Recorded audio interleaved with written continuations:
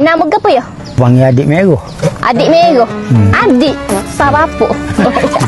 Sejak berzaman-zamannya, lama dah kita tak tengok buruk mukanya. Hari ni kita tengok. Okey, kita tengok tunggu merah. Rupanya buruk ni dia ada sikit dah. Dia bukan waktu waktu turun je. Dia waktu turun dulu nyo tua. Waktu nyo tua dulu bawah barulah bersih ha. Ya.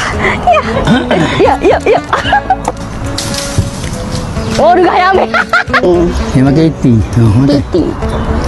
Okey guys, sekarang berada di kampung Kubang Cenak. Kalau beruk. Tak ayah ajar beruk ni kan. Orang mari. Ni tak ada. Orang mari ajar. Pandai dia ambil klik.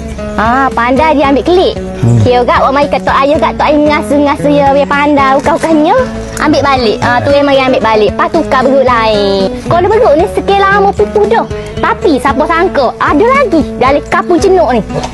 Nak perak ni bukan saja-saja perak, kena ada lesen perhilitan.